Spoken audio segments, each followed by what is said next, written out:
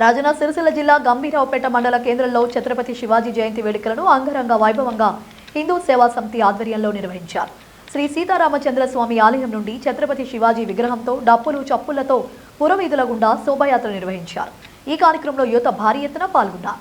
ఈ సందర్భంగా పలువురు యువకులు మాట్లాడుతూ 17 ఏళ్ల వయసులోనే శివాజీ మొట్టమొదటగా యుద్ధం చేసి బీజాపూర్ సామ్రాజ్యానికి చెందిన తోర్నా కోటను సొంతం చేసుకున్నారని కొనియాడారు.